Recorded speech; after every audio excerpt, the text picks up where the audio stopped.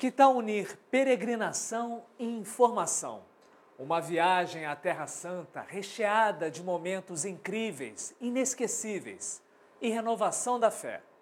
Cristãos de todo o mundo sonham em conhecer a Terra Santa, andar pelos lugares descritos na Bíblia. Vamos viajar com a nossa equipe e um grupo de brasileiros.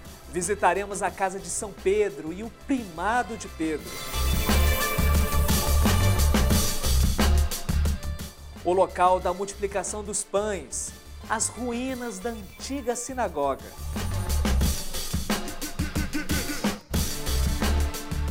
Faremos a travessia no mar da Galileia. Iremos ao Monte das Bem-aventuranças. Tudo isso agora no Repórter Canção Nova.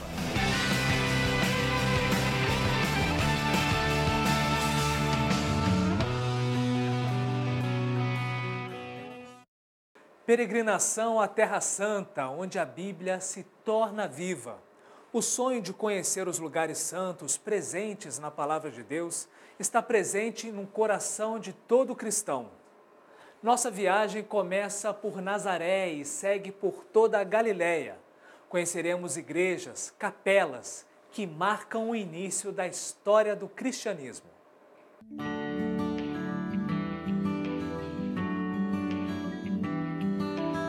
Nosso dia de hoje vai ser bem diferente. Muitas surpresas e experiências fortes com Deus nos aguardam. A nós da Canção Nova e deste grupo de peregrinos brasileiros que vieram conhecer a Terra Santa.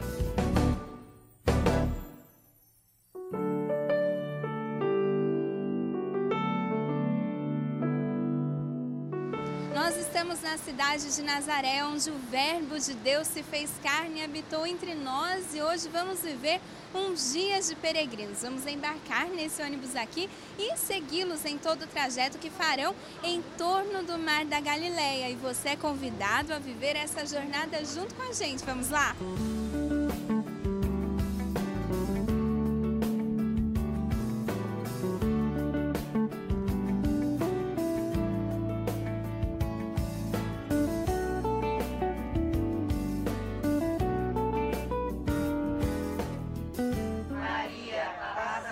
A viagem começa com uma boa oração. Incapazes de resolver, Mãe, cuida de tudo o que está ao nosso alcance. O Senhor esteja convosco. Ele está no meio de nós. Pela proteção da Sagrada Família de Nazaré, Deus nos dê a graça de um santo abençoado dia. Em nome do Pai, do Filho e do Espírito Santo. Amém.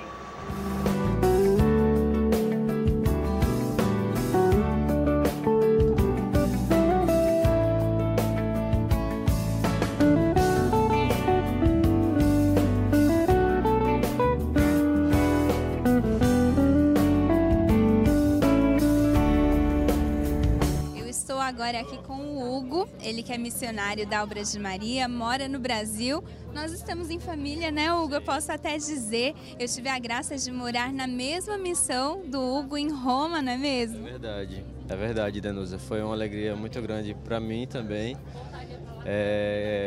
compartilhar a mesma missão contigo, com Carisma Canção Nova e a Obra de Maria juntos em Roma. Nós somos uma família mesmo. A Obra de Maria, a Canção Nova, podemos dizer, são comunidades irmãs, cada um com o seu carisma, mas são carismas que se unem. Hoje vocês, por exemplo, uma das formas do carisma de vocês se dá através das peregrinações, como essa peregrinação que nós estamos fazendo hoje, não é? É verdade, a missão das peregrinações nasceu no coração de Deus, com o propósito, com o intuito de levar as pessoas a terem uma experiência de Deus nos lugares santos. De modo especial, o nosso lema, inclusive, é não apenas realizar sonhos, mas nós realizamos sonhos e encontros com Deus. Desse modo, trazemos as pessoas aos lugares santos para que elas tenham uma experiência de fé, uma renovação de fé, muitas vezes um encontro tão forte com Deus, a ponto de trazê-las até ainda para mais perto do convívio da comunidade católica, né, na sua paróquia, na comunidade paroquial. Hugo, e o nosso programa de hoje, esse Repórter Canção Nova, é sobre a Galileia. Hoje nós vamos percorrer alguns dos locais mais importantes da Galileia, não é? Você pode já fazer uma introdução, deixar as pessoas que nos acompanham já com um gostinho, até com uma curiosidade do que estamos para ver? Sim, o dia de hoje é um dia muito lindo, né, que nós vivemos aqui na Galileia. É um dia onde nós passamos todo o nosso roteiro em torno do Lago da Galileia, do Mar da Galileia, né? Então é um dia todo repleto de surpresas. Então nós fazemos um passeio de barco, né, sobre as águas do Mar da Galileia, em um barco que remonta o mesmo período da época de Jesus. Então lá nós temos um momento forte de espiritualidade, onde nós temos e vivenciamos a experiência de abrir a Bíblia, né, e de ler, por exemplo, a passagem onde Jesus acalma a tempestade. E por um instante nós podemos até também desligar o motor e sentir essa calmaria, né, e lendo a passagem bíblica da tempestade acalmada, sentir que Jesus também está no nosso barco, né, e que essa tempestade que muitas vezes nós nos encontramos na nossa vida é acalmada pela presença do Mestre, né? Embora muitas vezes nós achemos que Ele está dormindo, Ele está presente, Ele está ali, Ele está conosco, né? E no momento oportuno Ele vai trazer a calmaria, trazer a bonança novamente para a nossa vida. Essa é a experiência que a peregrinação traz para nós, né? Tudo que nós visitamos, todos os lugares onde nós vamos, nos fala de Deus, nos faz experimentar Deus. E só para nós terminarmos, bom, gente, essa é só uma das etapas que vamos viver no dia de hoje. O dia vai ser permeado de muitas surpresas, mas só para nós encerrarmos essa parte, um dos lemas de vocês também é fazer todo esse percurso junto com Maria, não é? Está até escrito na camiseta de vocês. Sim, com certeza. Nossa Senhora tem uma missão importantíssima no nosso carisma, na missão das peregrinações, porque nós a levamos aonde nós vamos. Então, a pessoa de Maria, a pessoa da Virgem, ela nos acompanha por onde nós formos, ao modo que ela mesma nos apresenta Jesus, ela mesma nos leva a Jesus. Então, peregrinar com Maria, peregrinar com a obra de Maria, caminhar com Maria é também caminhar em direção à pessoa do Cristo, né? Ele que nós viemos ter essa experiência aqui na Terra Santa. Chegamos ao primeiro e mais especial momento de nossa peregrinação. Vamos andar de barco em pleno mar da Galileia. Um certo dia, à beira-mar, apareceu um jovem galileu. Ninguém podia imaginar que alguém pudesse amar do jeito que ele amava. Seu jeito simples. O que mais impressiona os peregrinos é saber que o Mar da Galileia, de Genezaré ou de Tiberíades, como também é conhecido, é na verdade um lago, o maior de água doce da Terra Santa. Ele tem o curioso formato de uma harpa, instrumento que o rei Davi tocava. Tem 12 quilômetros de largura e 21 de comprimento e é alimentado pelo Rio Jordão. Está a cerca de 200 metros abaixo do nível do mar. É o lago de água doce mais baixo do mundo e tem 45 metros de profundidade. Os peregrinos são calorosamente acolhidos e o Brasil é homenageado.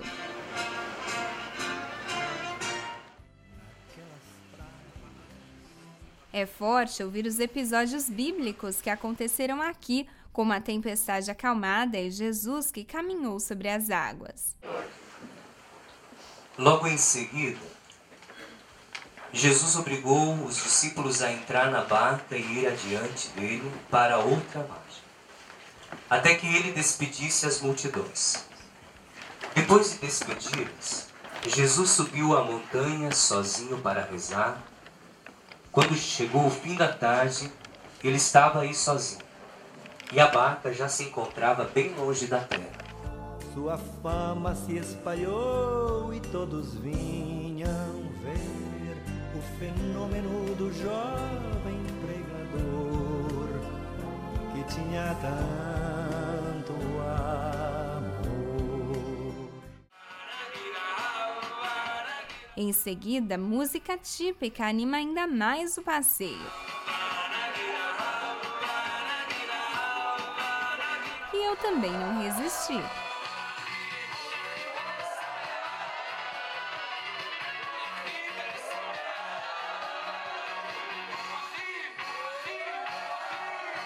Bom, nós estamos com esse grupo de Santa Catarina, da Diocese de Caçador. Aqui conosco o Padre Ederson, ele que ajudou a conduzir esse momento de oração, de reflexão. Padre, explica também pra gente quais foram os principais momentos vividos por Jesus nesse mar da Galileia, podemos dizer, não é? Onde estamos agora? Bom, primeiro que o mar da Galileia, o lago de Tiberíades ou de Genezaré, é um espaço muito importante na vida de Jesus. Especialmente no Evangelho de São Mateus, a gente vai descobrir que este lago fez parte da vida pública de Jesus. Primeiro porque ele chama os discípulos, Pedro, André, Tiago e João, neste lago, onde eles eram pescadores. Depois, já com os discípulos sendo educados na fé, Jesus acalma a tempestade, que é uma das cenas mais belas do Evangelho que nós temos, acalma a tempestade do mar e afugenta o medo dos discípulos. E nós também temos Jesus caminhando sobre estas águas, aonde ele vai principalmente na vida e no coração de São Pedro, de Pedro apóstolo, fazer com que ele possa crescer na fé, aonde ele também se propõe a caminhar até Jesus, mas fica com medo. E Jesus, livrando do medo, faz com que ele possa crescer na fé e se tornar o homem de fé que foi um dos pilares da nossa fé, da nossa igreja. Como foi para o senhor viver esse momento de oração, mas também de fraternidade aqui com todo o grupo no barco? Estar neste lugar, primeiro que faz com que a gente possa ter uma maior intimidade com os espaços sagrados. Uma coisa é você falar com a pessoa na rua, no trabalho. Outra coisa é você falar com a pessoa na casa dela. E aqui a gente faz justamente isso. Nós conversamos, oramos, sentimos a presença de Jesus na sua casa, na sua terra. E este lago faz parte da casa de Jesus. Padre, aqui com certeza pensamos sempre nas pessoas que nós amamos e que gostaríamos que estivessem aqui conosco, não é? Podemos, já que temos a câmera, os meios de comunicação nos favorecendo, dividir esse momento. O que o senhor falaria para as pessoas que nos acompanham dessa experiência mesmo que o senhor está vivendo e que pode ser dividida, portanto, com quem está ligado na TV Canção Nova agora? Eu estou pela primeira vez aqui na Terra Santa. É a primeira vez que eu estou navegando sobre o mar da Galileia, o lago de Genezaré. Mas é como se eu estivesse aqui outras vezes, justamente por quê? Porque nós nos alimentamos da palavra e a palavra sempre nos coloca diante desses espaços sagrados. Logicamente que nós fazemos uma ideia e estando aqui, a gente sente no coração, no corpo e na alma tudo o que Jesus viveu sobre a terra e sobre as águas. Então, se você tiver um dia a oportunidade de estar aqui e poder celebrar a sua fé nos espaços onde Jesus viveu, não perca essa oportunidade, porque a tua intimidade com Jesus será ainda maior. Para mim está sendo uma graça e que essa graça um dia também seja alcançada por você.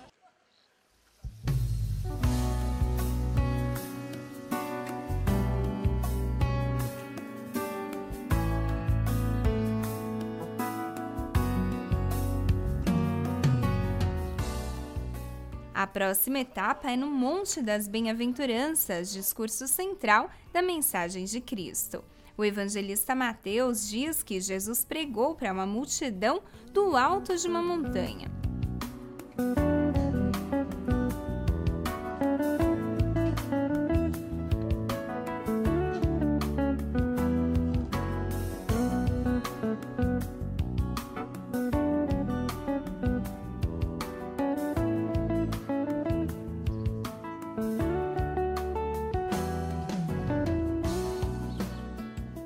O momento forte do dia é a celebração da Santa Missa. Na humanidade, que o mar representa sempre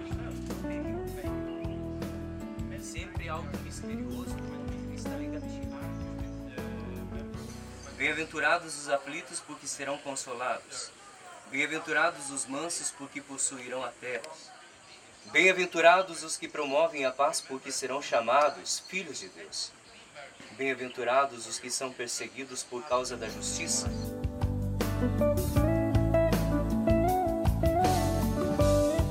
É a terceira vez que eu venho à Terra, que tenho a graça de vir à Terra Santa, né? Nessa vez, como formadora de grupo, estamos aqui com 41 peregrinos da nossa região de Santa Catarina, Porto União. E a experiência cada vez é diferente, a emoção cada vez é diferente, porque o Monte das Bem-aventuranças, todo o roteiro que nós já fizemos, travessia do Mar da Galileia, não tem palavras para dizer a emoção que se renova a cada vinda aqui na Terra Santa. Encontrar, falar com Deus, encontrar, né, seguir as pegadas de Jesus, de Nossa Senhora. Para nós cristãos, isso não tem dimensão que a gente possa, não tem como dimensionar o quanto vale tudo isso. A nossa fé, o quanto aumenta a nossa fé, o quanto a gente vê a satisfação e a emoção em cada peregrino, o seu coração aumentando a fé, o carinho por esse Jesus, porque nós só amamos aquilo que a gente conhece. E quando nós começamos a conhecer Jesus, a nossa vida se transforma. E como somos sempre peregrinos nessa terra de Deus, né? Nesse mundão de Deus que nós falamos. E para nós é uma imensa graça, digamos, para mim e para o meu marido, estarmos aqui mais uma vez trazendo peregrinos para evangelizar, para que mais pessoas possam falar desse Deus maravilhoso, desse Jesus que tanto nos ensinou e continua nos ensinando no dia a dia, trazendo para nós a paz, a compreensão nesse mundo hoje, né, onde predomina a violência, a guerra. Nós queremos a paz. E é nesse momento que a gente traz tudo isso aqui e que nós viemos buscar e também nos fortalecer cada vez mais. Viva Brasil!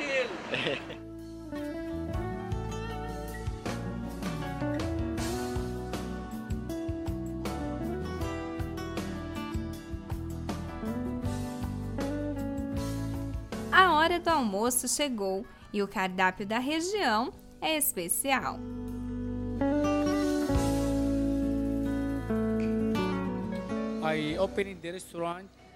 Abed toca esse restaurante há 22 anos. Ele começa a apresentação do menu nos falando sobre as entradas, entre elas o lebane, que é como um iogurte feito com leite fermentado. Depois a salada de atum com maionese, sésamo com salsa, vegetais com berinjela, a salada turca com tomate, cebola e pimenta e o famoso hummus feito com grão de bico. Para finalizar, salsinha e azeite. Ele também nos fala sobre o famoso peixe de Pedro, servido por aqui. É sempre fresco e vem do Mar da Galileia. Gente, eu falei que eu ia experimentar, então vou mostrar para vocês que é tudo de verdade aqui. Esse é o pão pita, que a gente pega com a mão mesmo. Olha só como ele é. Agora você pega um dos molhinhos ou uma das saladas que ele nos apresentou. Por exemplo, esse aqui é o hummus, é o meu preferido.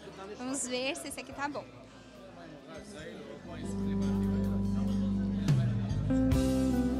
Olha, maravilhoso, uma delícia, recomendo para vocês aí no Brasil.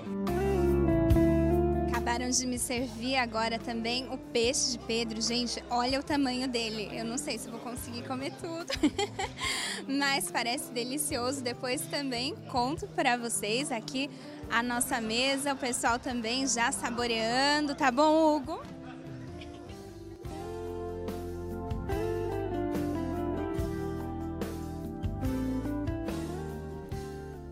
Próxima parada, Tábiga, a Igreja da Multiplicação dos Pães, cuidada pelos freis beneditinos.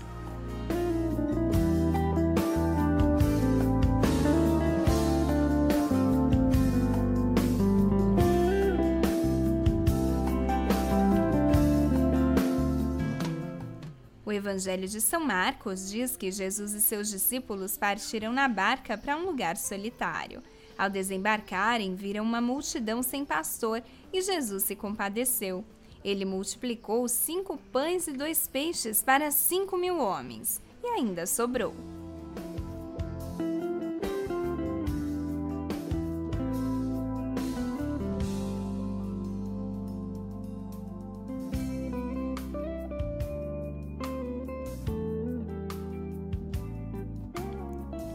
Continuamos na margem do Mar da Galileia e o nosso destino agora é a Mensa Christi, o primado de Pedro, mais um local que se destaca por sua beleza natural.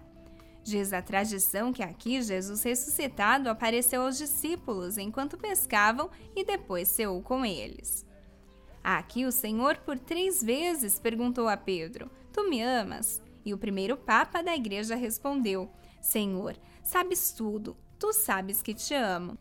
Jesus então pede que ele apacente suas ovelhas.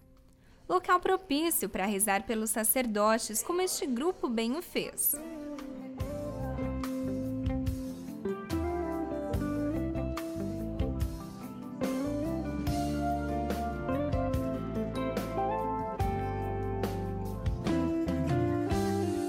E é emocionante nós estarmos aqui, olha, no Mar da Galileia, nessa água santa, onde Jesus operou tantos milagres. Mais do que ver, nós estamos aqui com os pés nessa água, podemos até mesmo, olha só, tocar nessa água santa, onde Jesus acalmou o mar, onde Jesus, aqui mesmo onde nós estamos, realizou a pesca milagrosa. E aqui é o primado de Pedro. Pedro, que em Jerusalém negou Jesus por 3 vezes. Aqui ele teve a oportunidade de tocar no amor infinito do Senhor, podendo dizer para ele: "Sim, Senhor, eu te amo."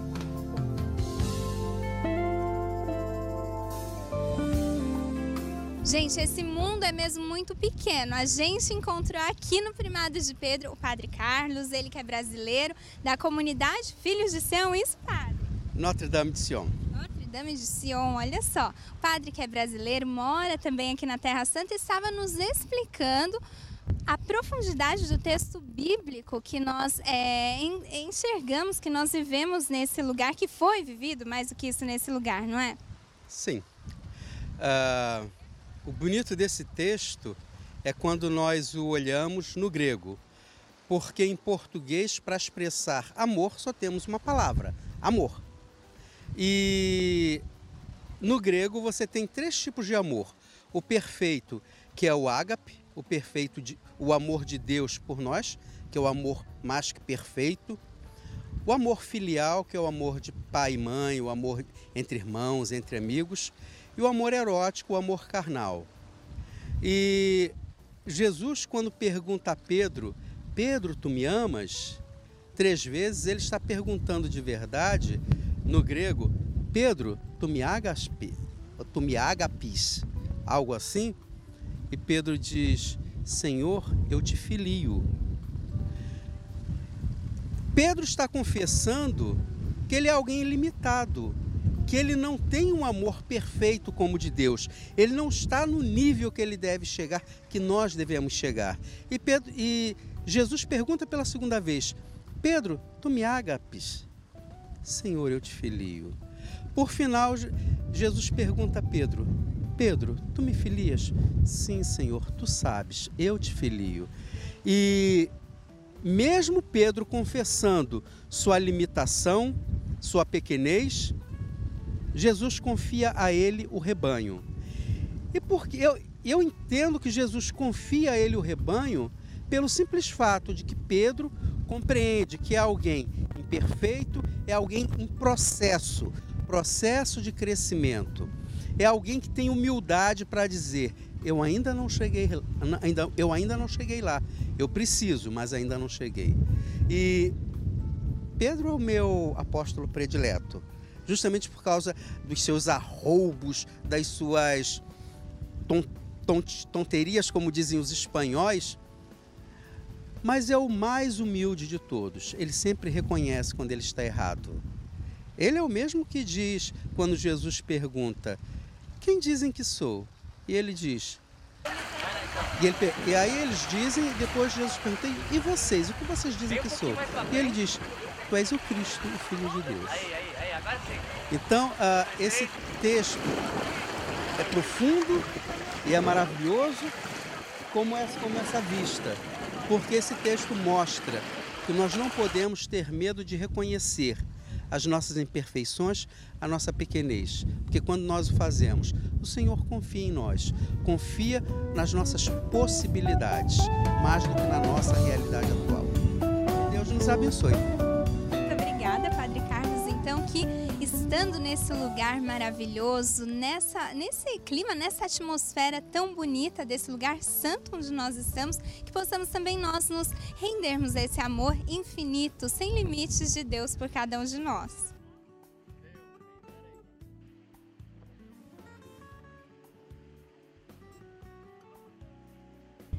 Gente, aqui conosco 2 dos peregrinos que vão partilhar agora um pouco da experiência também que tem feito nesse dia, na verdade, nesses dias de peregrinação. Primeiramente, Ana Paula, nós continuamos aqui no Primado de Pedro, um lugar tão importante para a nossa fé. Qual que é a experiência que você tem feito nessa, é mais que uma viagem, né, nessa peregrinação? É muito mais que uma viagem. Em todos os lugares a gente se encanta com tanta beleza e tanto significado, e principalmente aqui no Primado de São Pedro, porque eu moro em Porto União, num bairro chamado São Pedro, e é muito bonito conhecer um pouco mais dessa história de perto, dessa igreja tão importante que ele ajudou a fundar. Aqui, São Pedro recebeu mesmo o bastão da igreja, não é? De Jesus, o primeiro Papa. Hoje nós temos o Papa Francisco, mas a sucessão começou lá atrás com o apóstolo Pedro. Aqui também o Antônio com a gente, que vai contar um pouquinho da experiência que ele tem feito nesses dias de peregrinação. Eu queria compartilhar que é uma grande experiência, muito emocionante, assim, tocante de verdade. Muito gratificante passar aqui pelos mesmos lugares que Jesus, que todas as passagens da Bíblia, né, a gente fica lembrando disso e associando com as imagens aqui, um lugar muito bonito também. Muito obrigada, Antônio. Pois é, gente, é a terra do Quinto Evangelho. Aqui na Terra Santa nós somos convidados a viver mesmo uma experiência com o Santo da Terra, que você viva tudo isso junto com a gente. Estamos quase no fim de nossa jornada. Chegamos, olha só, a Cafarnaum, cidade onde Jesus, depois de ter vivido 30 anos em Nazaré, veio morar na casa de Pedro, onde ele viveu os 3 anos da sua vida pública e realizou a maioria dos seus milagres. Vamos juntos conhecer, então, a cidade de Jesus.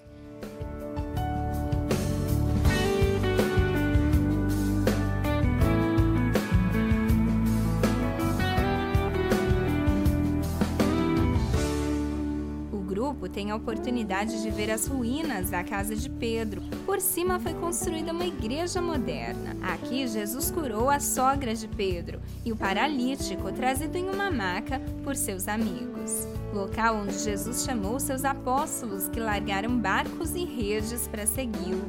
Aqui ele começou a falar de conversão e anunciar que o reino dos céus estava próximo. Estamos mais uma vez aqui com o Padre Ederson, ele que vai nos falar um pouquinho sobre Cafarnaum, não é mesmo, Padre? A cidade de Jesus, onde ele viveu 3 anos sua vida pública. Então, a cidade de Cafarnaum é uma cidade de descanso, uma cidade onde as caravanas passavam, e por estar num espaço privilegiado, com muita água, com muito verde, com terra fértil, Jesus também vinha para cá, justamente porque tinha os seus amigos, principalmente os pescadores, Pedro, Tiago e João. Inclusive na casa de Pedro é que Jesus também, com certeza, ficava e se encontrava com os seus, e aqui é considerado uma das cidades em que Jesus mais realizou milagres. Justamente porque a concentração de pessoas era muito grande, né, os moradores que aqui tinham, e por causa da sinagoga.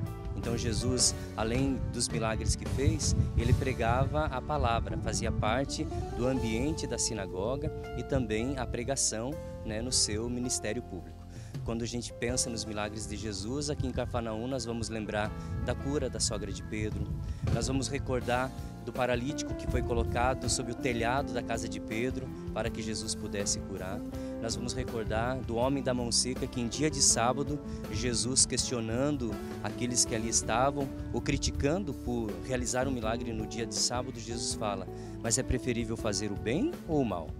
Todos se calam e Jesus realiza milagre. Então, nesta terra de Cafarnaum, nós temos a grande graça de saber que aqui Jesus, durante o seu ministério, ele realizou tantos milagres em benefício das pessoas, independente de quem era. O importante era a graça de Deus acontecer através do seu Filho Jesus Cristo. Podemos dizer até as muitas pessoas que nos veem nesse momento podem pensar, mas o Senhor vai olhar justo para mim? Assim como Mateus aqui mesmo, eu dizia agora há pouco, Jesus está me chamando, eu desse jeito que eu sou, tão pecador. Podemos dizer que até para essas pessoas que se sentem pecadoras, o Senhor dirige o seu olhar?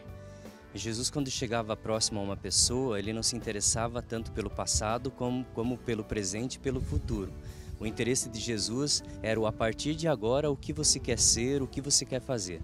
E a partir do momento que a pessoa era impactada com essa posição de Jesus em relação a ela, uma posição de acolhida, de fraternidade, de comunhão e de graça, a pessoa sentia no coração algo diferente. Então todos aqueles que se aproximavam de Jesus, creio, se sentiam acolhidos por este homem, por este Deus. E assim fazia uma experiência de transformação, porque a gente é transformado quando a gente é encontrado, mas a gente se converte quando a gente é acolhido.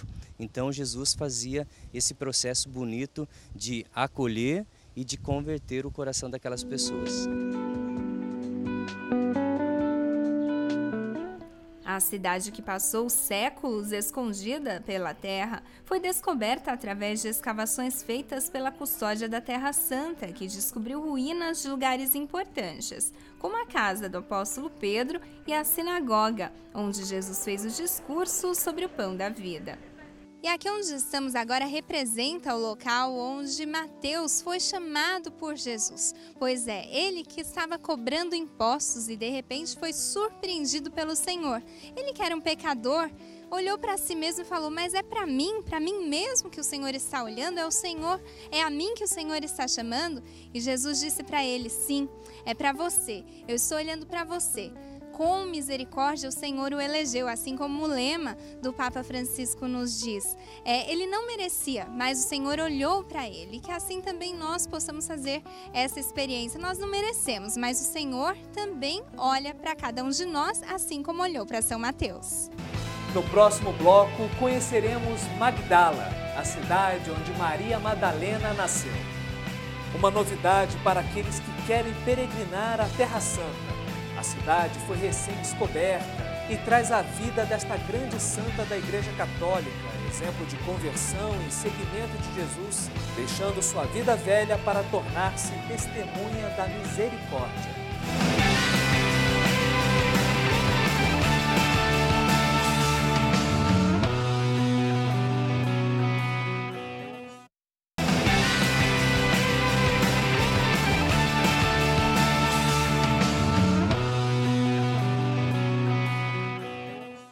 No Evangelho se lê que Maria era de Magdala, uma antiga vila de pescadores localizada na costa ocidental do lago de Tiberíades, um antigo centro comercial, conhecido também como Magdala dos Peixes.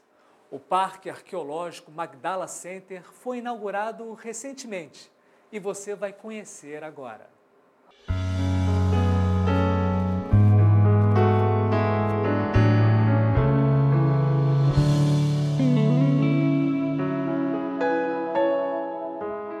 Agora vamos para Magdala, cidade da discípula de Jesus. Maria Madalena acompanhou o Senhor da Galileia a Jerusalém, testemunhando sua crucifixão e morte. Foi ainda a primeira a ver o Cristo ressuscitado.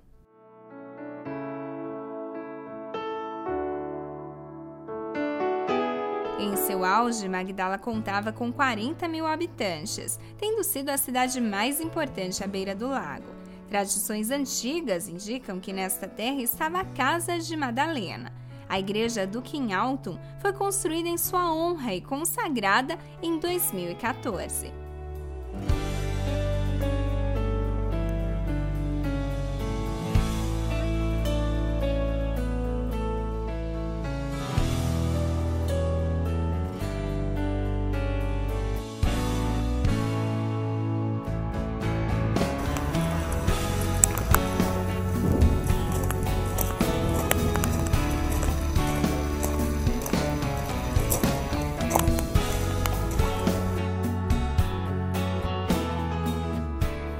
nós agora entramos em uma propriedade que pertence aos Legionários de Cristo e é muito importante também no que diz respeito à história de Maria Madalena. E Nossa Senhora é sempre nossa produtora, eu costumo dizer. Temos a Darlene, que é a produtora desse programa, mas também ela sempre nos ajuda a encontrar pessoas de língua portuguesa. Aqui conosco a Vitória, o Zé Maria, eles são de Portugal, portanto falam português. Olá, Vitória, pode se apresentar para as pessoas que nos acompanham? Olá, chamo-me Vitória, tenho 22 anos e vou estar aqui em Magdala por 3 semanas. Você está fazendo agora uma experiência de voluntariado aqui em Magdala, não é? Sim, é verdade, estamos os dois cá, em voluntariado. Muito bom, e você então, Zé Maria, também pode se apresentar para aqueles que nos acompanham? Sou o Zé Maria, tenho 19 anos, estudo Engenharia Mecânica e queria ter uma experiência de Jesus cá na Terra Santa. E por isso é que vim para Magdala, precisamente para ajudar, e é isso que estamos aqui a fazer. Bom, então são os dois que vão nos ajudar nesse percurso, vão caminhar conosco aqui, nos explicando todas as etapas que também os peregrinos, os visitantes fazem nesse local que vocês já vão entender por que é tão importante.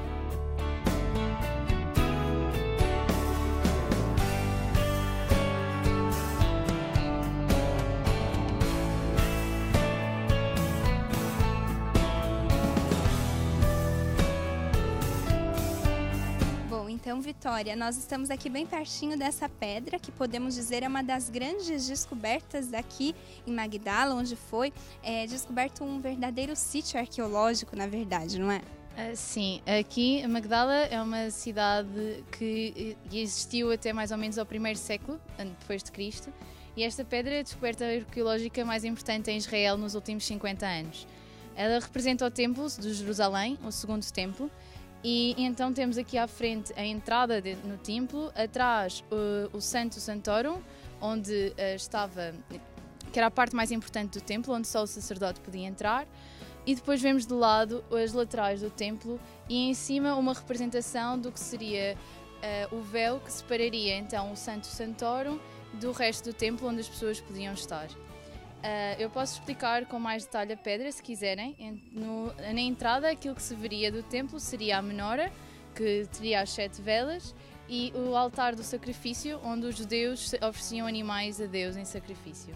Para além disso, vemos então 2 jarras. Estas jarras continham vinho, ou óleo ou água, mas não temos bem a certeza de qual os 3. E depois temos as 2 colunas e estaria aqui um arco a representar então esta entrada no templo. De lado temos mais arcos. O templo de Jerusalém tinha 200, mas o artista não os ia representar todos. E aqui na entrada vemos uma lâmpada, e este estilo é do tempo de Herodes, este estilo de lâmpada de óleo, que então ia iluminar todo o templo. Em cima podemos ver então o que seria este véu a separar as partes do templo, e cria-se que este símbolo, que é o símbolo de Magdala, é uma roseta e que estaria neste véu, e então daí estar aqui representado. Do lado temos 2 palmeiras que poderiam representar então as colunas que segurariam este véu a separar os 2 sítios. E para além disso, vemos aqui 6 corações, que na realidade não são corações, são 6 pães, que era o que se oferecia, que estão partidos ao meio, e ao juntar os pedaços faz esta forma de coração. E creio que isto é o mais importante assim da pedra. Para além disso, dentro do templo foi encontrada esta moeda. Esta moeda era uma moeda judia. As moedas romanas tinham a face do imperador. Nas moedas estaria a face do imperador, nas romanas, mas nas judias não. Eles tinham apenas então esta folha de oliveira e aquela folha de palmeira. E estaria escrito Tiberius, que era o nome do sítio onde tinha sido cunhada a moeda, e o nome de Herodes, que seria quem reinava aqui nesta região. E é do ano 29 depois de Cristo, e foi precisamente encontrada nesta sinagoga, o que nos aponta para a sua existência na altura do tempo de Jesus. E só para nós também contextualizarmos as pessoas que nos acompanham, esse lugar foi encontrado meio que por acaso, podemos dizer? Sim, o padre Juan Solana, que era legionário, ele queria criar aqui um sítio onde os peregrinos pudessem descansar e pernoitar algumas noites. E quando se começaram as escavações para construir este hotel onde ficariam, descobriram esta cidade, e então o hotel teve de ser mudado um bocadinho para o lado, que era para se poder continuar as escavações e descobrir então Magdala, esta cidade que era de Maria de Magdalena, e que existiria no tempo de Jesus.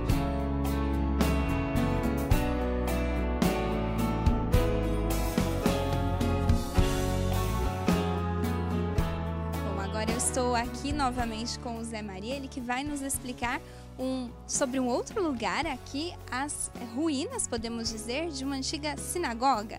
Exatamente, como a Vitória já explicou, esta é uma sinagoga do primeiro século, só há 7 sinagogas descobertas em toda a Galileia e esta é mais bem preservada porque não existe nenhuma sinagoga construída por cima e foi datada do primeiro século precisamente porque encontramos uma moeda judia, como a Vitória já falou, precisamente nesta sinagoga. Então nesta parte temos primeiramente a escola onde se ensinavam os rapazes acerca da Tora, que era o livro dos judeus.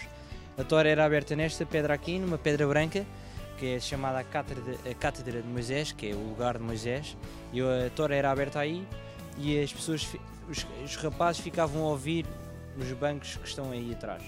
E depois temos a parte mais lá ao fundo, onde sentavam os adultos e falavam dos assuntos da comunidade, digamos assim, que haviam cerca de 150 pessoas, e no meio, onde está a pedra de Magdala, que foi a pedra que a minha amiga falou anteriormente, era o lugar onde o Rabi estava a falar da Tora, sobre a Tora, para todas as pessoas.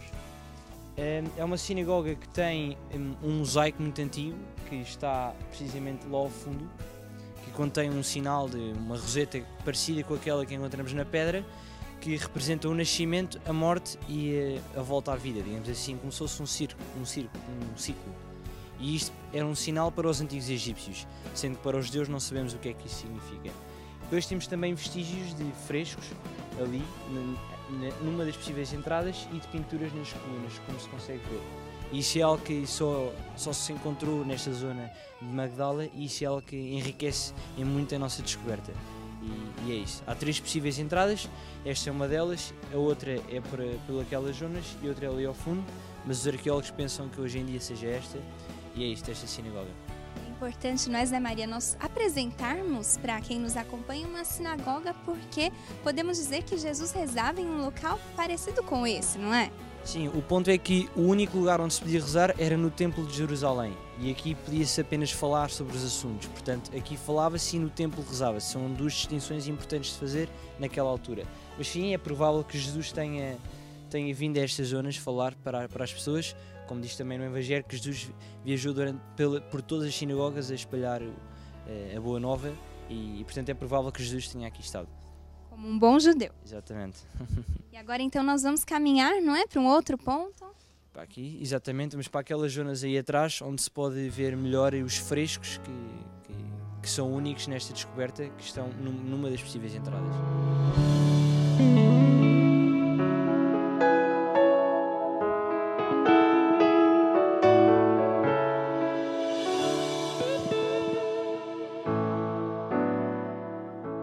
Agora estamos em um outro local importante, podemos dizer. Aqui atrás de nós não são simples pedras, não é mesmo, Zé Maria? Você pode também nos explicar o sentido, o significado dessas ruínas? Claro, então a seguir à sinagoga nós temos um mercado, que era onde se faziam principalmente as trocas entre o peixe, porque estamos numa cidade em que, como é junto ao Mar da Galileia, vivia muito o seu dinheiro, a sua vida económica vivia muito do peixe. E era aqui nestes buracos que nós conseguimos ver onde eles eram armazenados e onde se realizavam as trocas, digamos assim, monetárias pelo peixe, em que ali ao fundo acabavam, depois quando toda a sujidade era feita, punha-se tudo nos túneis, depois acabava num túnel principal que acabava por desaguar no Mar da Galileia e assim para limpar a cidade e pronto, no mercado é isso. Podemos até, como nós falávamos antes da gravação, imaginar esse local com essas paredes erguidas, as pessoas aqui vendendo. Exatamente, eu acho que era uma coisa muito bonita imaginar tudo com o teto, com as paredes e pensar-nos como se nós estivéssemos num local, como se estivéssemos num mercado, como qualquer hoje em dia, qualquer pessoa faz. E vamos então continuar o nosso percurso.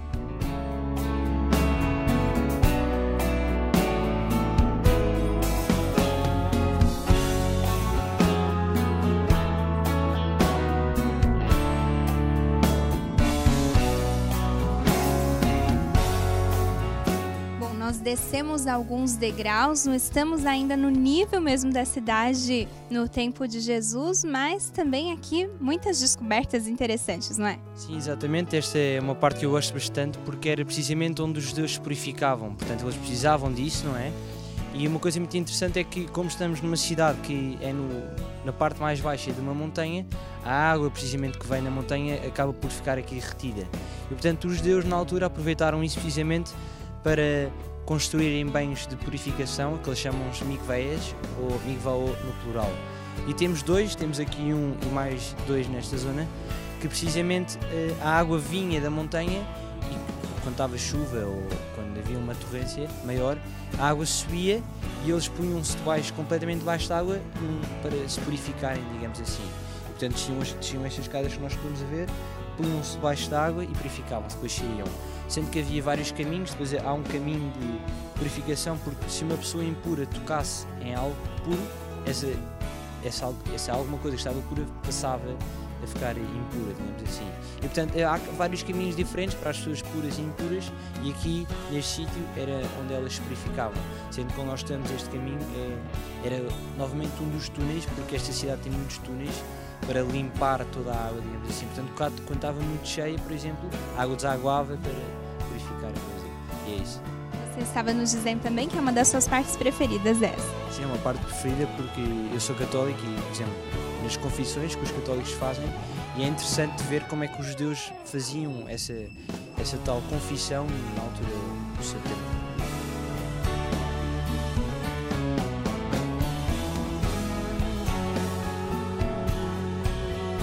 Bom, gente, agora eu estou aqui com uma pessoa muito importante, a Marcela, ela que é mexicana e arqueóloga, estava aqui, a encontramos trabalhando aqui nesse sitio arqueológico de Magdala. Ya tengo trabajando aquí 9 años y estamos haciendo esta temporada un trabajo de conservación en el área ritual, que es donde estamos ahorita sentadas, que tenemos una calle y tenemos 2 edificios, y en cada uno de estos edificios tenemos 2 baños de purificación ritual, y el trabajo de esta temporada ha sido levantar las losas de basalto con las que se construyó el piso para ayudar a mejorar su condición después de haberlas descubierto, y sobre todo también para poder canalizar el agua que tenemos, que se filtra, que tenemos una cantidad considerable de agua subterránea, y obviamente también pasa por debajo de los pisos, y necesitábamos hacer un trabajo de conservación para volver a regresarlos a su altura original. E o que representa para você, pessoalmente, trabalhar em um lugar onde possivelmente passou Jesus, um lugar do tempo de Jesus? Pues es una experiencia a nivel personal, es una experiencia, la verdad es que extraordinaria, y que muy pocos tienen la oportunidad de trabajarlo. Como mujer de fe que soy, tiene un significado mayor, pero también tengo que verlo como arqueóloga y como científica, al decir que es probable que haya caminado por aquí, pero como arqueóloga no tengo la evidencia de que haya estado. Sin embargo, mi fe me ayuda a comprender que sí, que es un lugar en el que posiblemente haya estado. Y es una experiencia muy agradable, muy gratificante a nivel profesional y a nivel personal.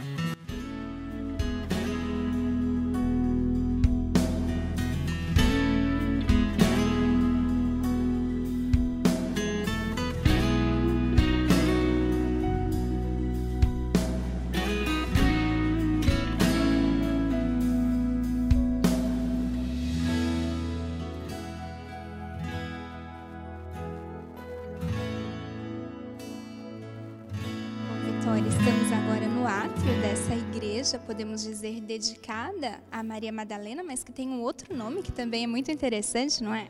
Nós estamos aqui no Duc in Autum, que é latim e significa mergulhar profundo, que vem na passagem dos pescadores, quando Jesus convida Simão a mergulhar fundo. Então, este átrio representa e dá honra à mulher, e ao papel da mulher e a Maria Madalena. Nas colunas vemos escritos os nomes das várias mulheres bíblicas, e há uma coluna que está vazia e que depois vamos ver mais em pormenor. No chão podemos ver o mosaico que estava também na sinagoga, para ligar então a sinagoga com o Duc in Autum e relembrar-nos das nossas raízes judias do cristianismo. Para além disso, as cores das paredes são as cores dos frescos, também presentes na sinagoga. O teto em homenagem a Nossa Senhora de Guadalupe do México. Para além disso, posso-vos ler o que significa a frase. Então, a frase significa: neste lugar sagrado, a Igreja deseja render graças à Santíssima Trindade pelo mistério da mulher, por toda a mulher e por aquilo que constitui a eterna medida da sua dignidade feminina, pelas grandes obras de Deus que na história das gerações humanas, nela e por seu meio se realizaram. Vitória, nós estamos agora pertinho de uma coluna que para nós mulheres é muito importante, não é? Nessa aqui não tem nada escrito.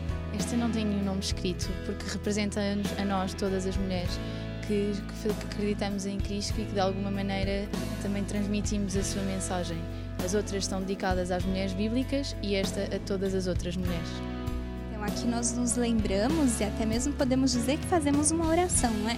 Por todas vocês mulheres que nos acompanham, que de repente são até mesmo devotas de Maria Madalena e estão apreciando esse momento da nossa reportagem. Aqui então está também o seu nome.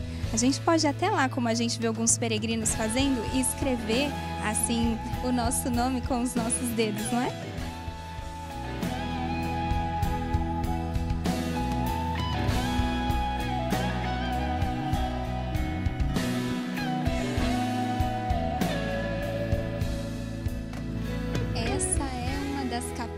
Esse é um dos presbitérios, com certeza, dos mais bonitos que eu já vi na minha vida.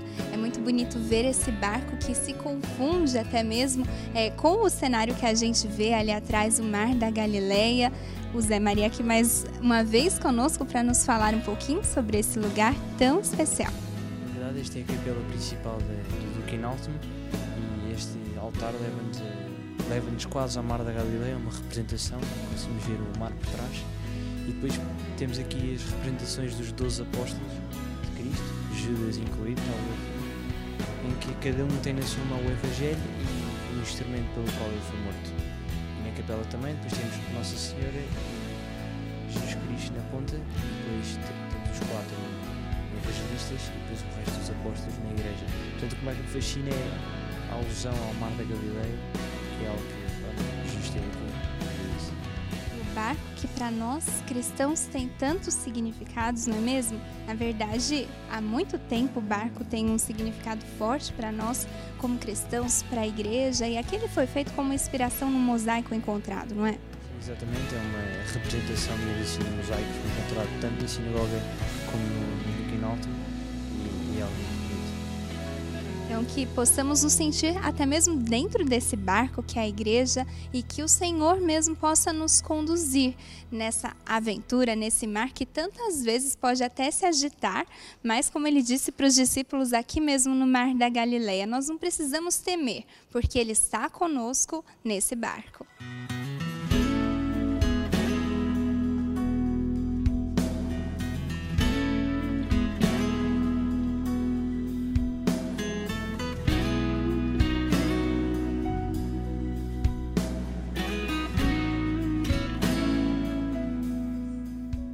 Agora, uma surpresa para vocês, nós chegamos nesse lugar que para mim é um dos mais bonitos também, aqui em Magdala, onde nós nos deparamos com esse quadro belíssimo. Eu estava até falando para o Zé Maria, nós quase que conseguimos entrar ali dentro, participar desse episódio mesmo bíblico, no qual a mulher toca na franja do manto de Jesus. Você pode falar mais sobre esse local onde nós estamos, portanto? Sim, claro. Isto é uma igreja, uma capela ecuménica para juntar precisamente todas as religiões. Já estamos em Israel e falamos muito do amor e do sentimento. E, portanto, para além de toda a capela, todas as partes católicas que nós temos, foi construído isto para precisamente conseguir juntar todas as pessoas no mesmo significado. E, portanto, precisamente temos este quadro que, como disse, nos alude para o toque com Jesus que nos salva, e precisamente para isso mesmo é que foi construída esta capela ecuménica com pedras do primeiro século. As pedras que estamos a pisar foram encontradas na arqueologia e por isso mesmo é que isto foi feito. E qual a experiência que você até mesmo convida as pessoas, aqueles que nos acompanham, a fazerem também contemplando essa obra de arte? Em primeiro lugar, convido claramente a virem, porque estar cá e viver o Jesus histórico é algo muito especial na nossa vida. E estar nos lugares onde Jesus fez isso, nomeadamente estas pedras, é algo que que me fascina. E portanto convido as pessoas a imaginarem estar com Jesus no mesmo sítio. E isto é um local onde isso pode fazer muito bem. Possamos também nós fazer a experiência dessa mulher, mesmo em meio à multidão, ela tocou Jesus, Jesus percebeu que foi tocado por ela e a atendeu e a curou. Que também possamos nós, com a nossa fé, que às vezes é tão pequena, mas que para Deus é tão importante, fazer essa experiência de nos sentirmos tocados e até mesmo curados por Ele.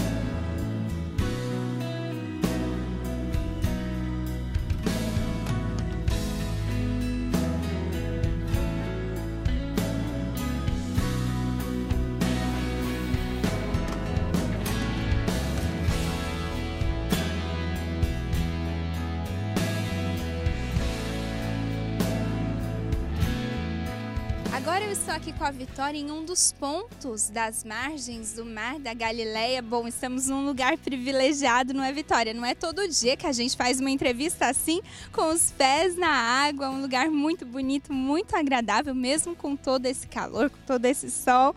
Vitória, fala então um pouquinho para as pessoas que nos acompanham sobre esse lugar. Você estava nos explicando que o diferencial é que ele é ainda muito original, não é? Sim, nós aqui estamos junto ao Mar da Galileia, mesmo pertinho. Ali ao fundo é Tiberíades e aqui é onde a água chega hoje em dia, a Magdala. Mas antigamente a água chegava muito mais perto, na zona do Porto, que já vos mostrei. E hoje em dia é aqui, às vezes nós voluntários vimos aqui ao fim do dia, não está aberto para a maior parte das pessoas, mas é um privilégio então de poderem ver como é aqui a margem junto à Magdala. Como você se sente estando aqui? Eu adoro, é muito bom, a água é ótima e transmite muita paz. E foi aqui que Jesus caminhou sobre as águas e estar tão perto é muito agradável. Pois é, como nós sempre dizemos, aqui na Terra Santa nós temos a oportunidade de tocar mesmo com as mãos naqueles locais citados pela Bíblia. A palavra de Deus, nesse lugar onde nós estamos, toma forma. Então que também vocês aí de casa possam fazer essa experiência com a palavra de Deus viva e vivida aqui também por nós, tão pertinho, literalmente com os pés dentro do Mar da Galileia.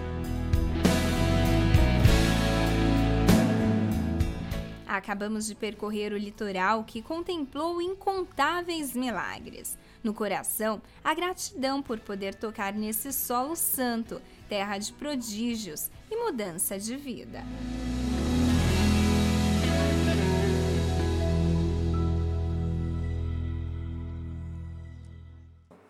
Viajar abre as portas ao conhecimento. Agora, visitar a Terra Santa é uma experiência inesquecível. Aumenta, amplia a nossa fé. Uma coisa é você ler, ouvir, imaginar, outra é testemunhar. A notícia, por exemplo, da ressurreição chegou até nós graças ao testemunho. Os evangelhos são relatos e a nossa fé tem essa raiz. Viajar, então, à Terra Santa é ampliar o nosso testemunho e que bom que você esteve conosco. Até a próxima semana com mais um Repórter Canção Nova. Um grande abraço para você.